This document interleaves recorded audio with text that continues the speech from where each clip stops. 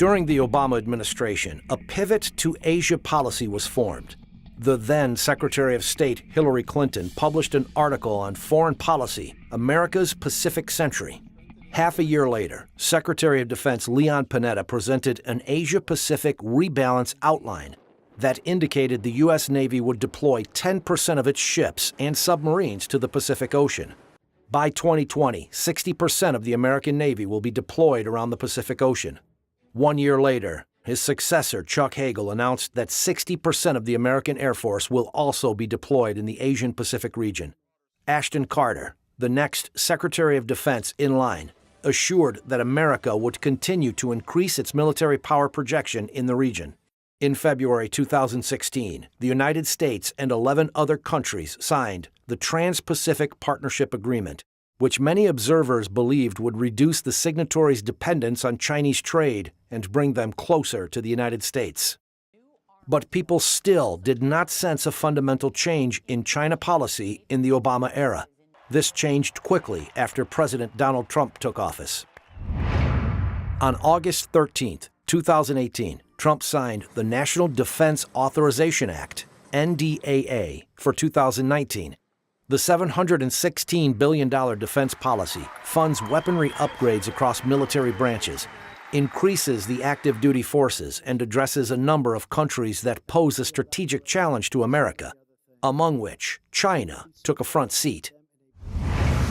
The NDAA states the Secretary of Defense will not allow China to take part in naval exercises in the South China Sea area until China halts all land reclamation activities, removes all weapons, and has consistently acted towards stabilizing the region for 4 consecutive years.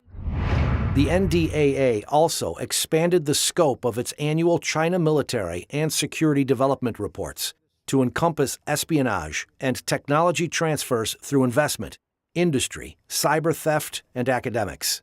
It added China's efforts to influence media, culture, business, academic, and policy communities, as well as its non-military tools overseas to support its security and military objectives.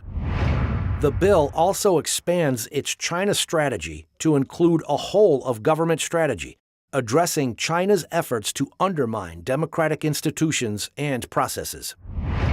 These more detailed China additions reflect the consensus that both political parties and other sectors of the American society have quickly reached in recent years. That is, China is a major rival instead of a partner. For President Trump, however, it is in line with his openly confrontational approach to China, which had drawn criticism at the time.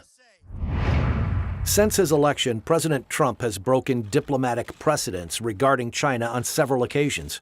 He accepted a congratulatory phone call from Taiwanese President Tsai Ing-wen, where he also congratulated her on her election victory. It was the first known call between a Taiwanese leader and a U.S. leader since the U.S. severed diplomatic relations in 1979.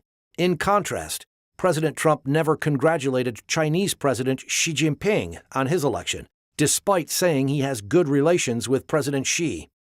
President Trump also questioned Beijing's One China policy, which is one of China's bottom lines. I fully understand the One China policy, but I don't know why we have to be bound by a One China policy unless we make a deal with China, having to do with other things, including trade. I don't want China dictating to me. In another pushback against China, President Trump signed the Taiwan Travel Act. It resumes the high-level visits between Taiwanese and the U.S. officials. These visits stopped as a result of the Sino-U.S. joint communiques signed in 1979. One thing to note is that the Taiwan Travel Act was first proposed in 2016, but it was not passed by Congress. 2 years later, Congress passed it unanimously. Policy differences between the Trump administration and previous administrations don't stop at the diplomatic level. Under Trump, the U.S. Navy has increased its patrols in the disputed South China Sea, where China's man-made military islands are located. There were 4 patrols conducted during the entire Obama administration. Under President Trump, patrols have increased to 2 or 3 per month. And finally, President Trump started the trade war with China. By confronting China's unfair trade practices and intellectual property theft, the Trump administration, in effect, is disrupting China's Communist Party-dominant economic model.